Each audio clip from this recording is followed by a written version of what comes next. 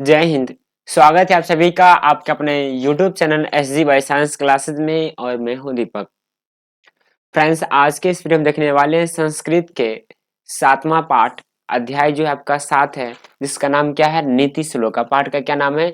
नीति श्लोका। से कुछ महत्वपूर्ण ऑब्जेक्टिव क्वेश्चन देखने वाले हैं जो आपके एग्जामिनेशन के लिए बहुत ही ज्यादा महत्वपूर्ण है। आपको पता है कि नीति श्लोका पाठ से प्रत्येक वर्ष ऑब्जेक्टिव क्वेश्चंस आते हैं और सब्जेक्टिव में भी आते हैं, लेकिन आज हम लोग डिस्कस करेंगे क्या? ऑब्जेक्टिव देखने वाले हैं। जितने भी अब तक एग्जाम पूछे जा चुके हैं वो सभी प्रश्न और साथ ही साथ जो महत्वपूर्ण है वो सभी प्रश्न है, इसलिए इस वीडियो को पूरा आप लोग जरूर देखिएगा। तो देखिए, सबसे पहला प्रश्न क्या है इस चैप्टर से। तो देखिए, प्रश्न की ओर चलते हैं और देखिएगा क्या कहता है पहला प्रश्न। जी, प्रश्न को पहले आप अच्छे से पहले पढ़िए क्या कहता है। कह रहा है कि नीति श्लोका के रचनाकार कौन है? नीति श्लोक का पाठ जो है ना, उसका रचनाकार आपसे पूछ रहा है। ऑप्शन ए है महात्मा विदुर, बी है महात्मा वाल्मीकि, सी है महर्षि वेदव्यास, डी है कालिदास। तो देखिए, नीति श्लोक का पाठ के जो रचनाकार है वो है महात्मा विदुर। कौन है? महात्मा विदुर है, इसलिए इसका आंसर क्या हो जाएगा? ए हो जाएगा, महात्मा विदुर हो जाएगा। क्या हो गया इसका आंसर? ए हो जाएगा, महात्मा विदुर। ठीक है, चलिए अगला प्रश्न देखिएगा, 2 नंबर प्रश्न। ये देखिए, दूसरा प्रश्न कहता है कि विदुर नीति से संकलित पाठ का नाम क्या है? विदुर नीति से संकलित पाठ का नाम आपसे पूछ रहा है, यानी विदुर नीति से जो संकलित हुआ है ना पाठ, उसका नाम क्या है? ऑप्शन ए है नीति श्लोक, बी है भारत महिमा, सी है मंगलम और डी है मंदाकिनी वनम। देखिए, विदुर नीति से जो संकलित पाठ है वो आपको पता है कौन सा है? नीति श्लोक का। कौन सा पाठ है? नीति श्लोक का है, इसलिए इसका आंसर क्या हो गया? ए हो गया, नीति श्लोक का हो गया। क्या होगा इसका आंसर? हो जाएगा ए हो गया, नीति श्लोक का। ठीक है, चलिए अगला चलते हैं और अगला प्रश्न देखिएगा क्या कहता है। जी, नेक्स्ट। जी, दिख रहा है सभी को? प्रश्न देखिए, कहता है 3 नंबर है कि प्रश्नोत्तर रूप में कौन ग्रंथ है? प्रश्नोत्तर रूप में कौन सा ग्रंथ है? प्रश्नोत्तर रूप में कौन ग्रंथ है? ऑप्शन ए है मनुस्मृति, बी है मेघदूत, सी है रामायण और डी है विदुर नीति। देखिए, प्रश्नोत्तर रूप में जो आपको पता है ग्रंथ है वो कौन सा है? विदुर नीति है। कौन है? विदुर नीति जो है प्रश्नोत्तर रूप में ग्रंथ है, इसलिए इसका आंसर क्या हो गया? डी हो जाएगा, विदुर नीति हो गया। क्या होगा इसका आंसर? हो गया डी, विदुर नीति हो जाएगा। ठीक है, चलिए आगे चलते हैं और अगला प्रश्न देखिएगा, 3 के बाद क्या आएगा? 4 नंबर। 4 नंबर प्रश्न कह रहा है कि किसके प्रश्न का उत्तर विदुर देते हैं? किसके प्रश्न का उत्तर जो है ना विदुर देते हैं? ऑप्शन ए है दुशासन, दुशासन, बी है कृष्ण, सी है अर्जुन, डी है धृतराष्ट्र। ये आपसे पूछ रहा है कि किसके प्रश्न का उत्तर जो है ना विदुर देते हैं, ये आपसे पूछ रहा है। तो देखिए, आपको पता है कि धृतराष्ट्र के प्रश्न का उत्तर विदुर देते हैं, इसलिए इसका आंसर क्या हो गया? डी हो गया, धृतराष्ट्र हो गया। क्या हो गया? डी हो गया, धृतराष्ट्र हो गया। ठीक है, क्या आंसर हो गया? डी हो गया। ठीक है, चलिए अगला प्रश्न देखिए, 4 के बाद क्या आएगा? 5 नंबर। जी देखिए, 5 नंबर प्रश्न क्या कह रहा है, ध्यान से देखिएगा। ठीक है, उसके बाद जवाब दीजिएगा। कहता है 5 नंबर की नरक के कितने द्वार है? नरक है, ठीक है, नरक के कितने द्वार है? नरक के कितने द्वार है?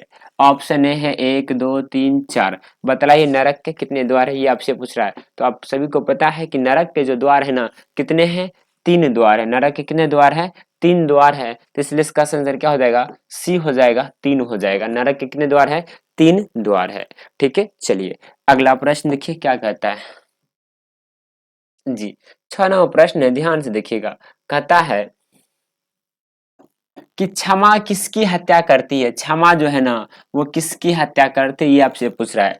ऑप्शन ए है धर्म, बी है अर्थ, सी है काम, डी है क्रोध।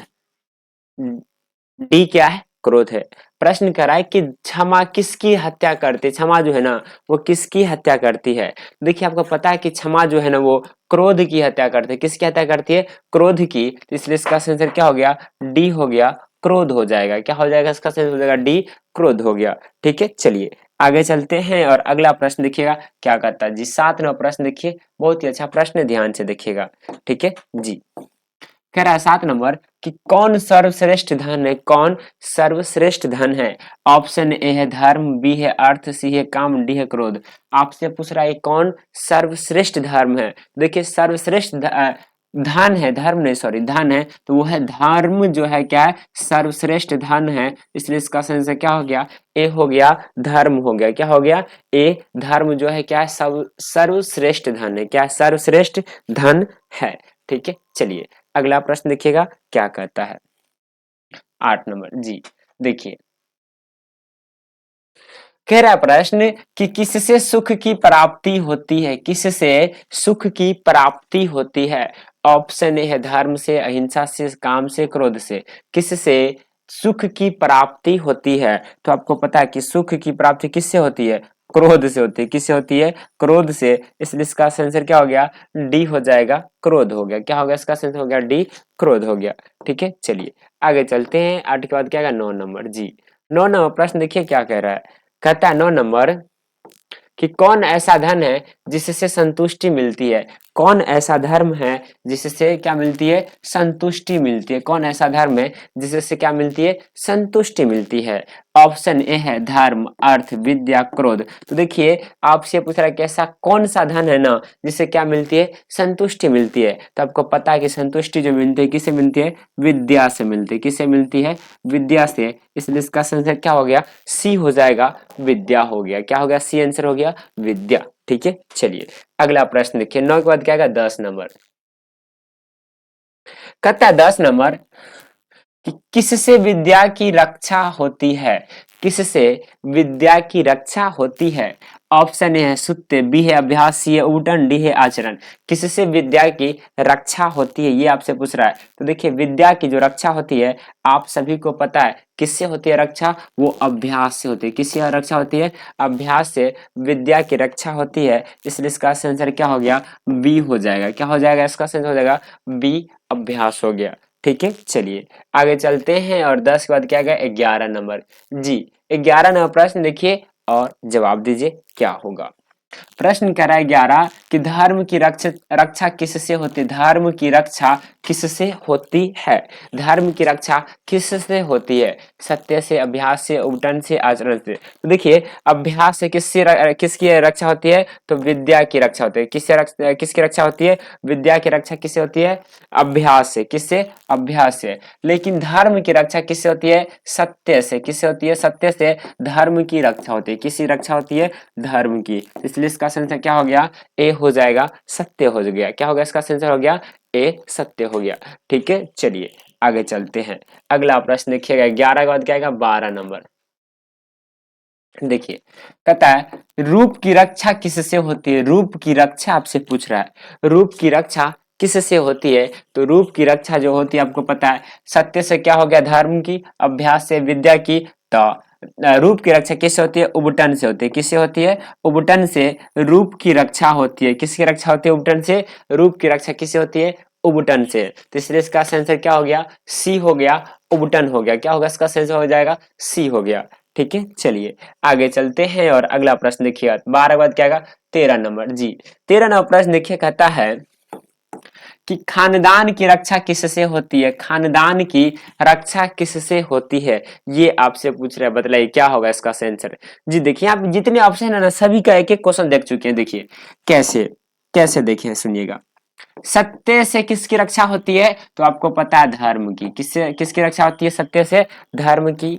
अभ्यास से किसकी रक्षा होती है, विद्या की। और उबटन से किसकी रक्षा होती है, रूप की। तो अब देखिए ना, सत्य से क्या हो गया, धर्म की। विद्या से विद्या किससे रक्षा होती है, अभ्यास से, विद्या की। उबटन से रूप की। तो एगो बच गया ऑप्शन डी ना। तो आचरण से किसकी रक्षा होती है, तो खानदान की। आचरण से किसकी रक्षा होती है, खानदान की रक्षा किससे होती है, आचरण से। किससे होती है, आचरण से। इसलिए इसका आंसर क्या हो गया, डी हो गया, आचरण हो गया। क्या होगा, इसका आंसर हो जाएगा डी हो गया, आचरण। क्या हो गया, डी, आचरण हो गया। ठीक है, चलिए आगे चले क्या जी। अगला प्रश्न देखिएगा, कहता है 13 के बाद 14। देखिए 14 नंबर प्रश्न है कि घर की लक्ष्मी कौन होती है। घर की लक्ष्मी कौन होती है, पुरुष, स्त्री, बालक, कोई नहीं। घर की लक्ष्मी कौन होती है, जल्दी से बतलाइए। तो आपको पता है कि घर की जो लक्ष्मी होती है ना, वो कौन होती है, स्त्री होती है। कौन होती है, घर की लक्ष्मी स्त्री होती है। तो इसलिए इसका आंसर क्या हो गया, बी हो गया, स्त्री हो गया। क्या हो गया, स्त्री हो गया, घर की लक्ष्मी होती है। ठीक है, चलिए आगे चलते हैं और अगला प्रश्न देखिएगा क्या कहता है। बहुत ही अच्छा प्रश्न है, ध्यान से देखिएगा जी। 15 नंबर प्रश्न देखिए। 15 कह रहा है कि अपयश को कौन नष्ट कर सकता है, अपयश को कौन नष्ट कर सकता है। ऑप्शन ए देखिएगा, नम्रता, पराक्रम, क्षमा, सद्व्यवहार। तो देखिए अपयश को कौन नष्ट नष्ट कर सकता है, ये आपसे पूछ रहा है। तो अपयश को जो नष्ट कर सकता है वो नम्रता नष्ट कर सकता है। कौन नष्ट कर सकता है, नम्रता। तो इसलिए इसका आंसर क्या हो गया, ए हो गया, नम्रता हो गया। क्या होगा इसका आंसर, हो जाएगा ए, नम्रता। क्लियर है। चलिए आगे चलते हैं और अगला प्रश्न देखिएगा क्या कहता है। देखिए 16 कह रहा है कि गरीबी को कौन समाप्त कर सकता है, गरीबी को कौन समाप्त कर सकता है, ये आपसे पूछ रहा है। तो बतलाए गरीबी को कौन समाप्त कर सकता है। तो देखिए गरीबी को, तो ऑप्शन है क्या, नम्रता, उद्योग, क्षमा, सद्व्यवहार। तो देखिए गरीबी को जो समाप्त कर सकता है ना, उद्योग कर सकता है। कौन कर सकता है, उद्योग गरीबी को समाप्त कर सकता है। तो इसलिए इसका आंसर क्या हो जाएगा, बी हो जाएगा, उद्योग हो गया। क्या होगा इसका आंसर, हो गया बी, उद्योग हो गया। ठीक है चलिए आगे चलते हैं। 16 के बाद क्या आएगा, 17 जी। 17 नंबर प्रश्न देखिए, कहता है कि अशुभ लक्षणों को कौन समाप्त कर सकता है, अशुभ लक्षणों को कौन समाप्त कर सकता है। नम्रता, पराक्रम, क्षमा, सद्व्यवहार। देखिए अशुभ को जो समाप्त कर सकता है वो सव्यवहार समाप्त कर सकता है। इसलिए इसका आंसर क्या हो गया, डी हो गया, सव्यवहार हो जाएगा। इसका आंसर क्या हो गया, डी हो गया, सव्यवहार हो गया। ठीक है चलिए आगे चलते हैं और अगला प्रश्न देखिएगा क्या कहता है। ठीक है जी। देखिए 18 नंबर प्रश्न जी। 18 नंबर प्रश्न देखिए, बहुत ही अच्छा प्रश्न है, ध्यान से क्वेश्चंस को पढ़िएगा।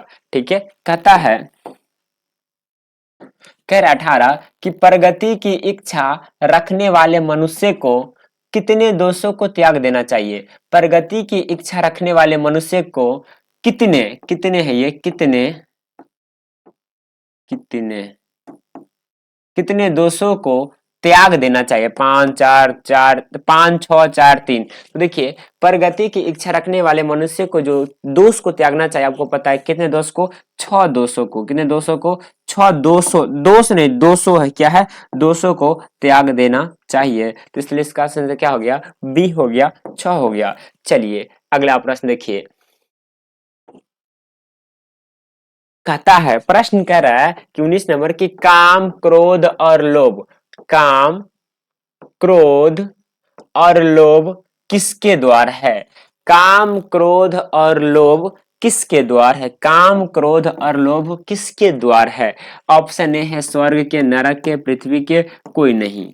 बतलाइए काम, क्रोध किसके द्वार है। तो देखिए काम, क्रोध और लोभ, काम, क्रोध और लोभ जो है आपको पता है किसके द्वार है। तो आपको पता है क्या है, नरक के द्वार है। किसके द्वार है, नरक के द्वार है। तो इसका आंसर क्या हो गया, बी हो गया, नरक के द्वार। तो इस चैप्टर से आपके कुल 19 प्रश्न जो थे महत्वपूर्ण थे। क्या थे, 19 प्रश्न महत्वपूर्ण थे और कुछ क्वेश्चन ऐसे भी थे जो आपके एग्जाम में पूछे जा चुके हैं। इसलिए आप सभी इन 19 प्रश्नों को क्या करेंगे, बहुत ही अच्छे तरह से तैयार कर लेंगे और जो प्रश्न आपको नहीं आता हो उसे याद कर लीजिएगा और कॉपी में नोट डाउन कर लीजिएगा।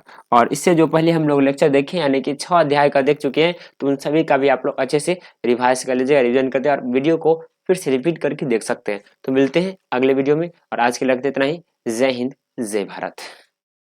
ठीक है जी चलिए।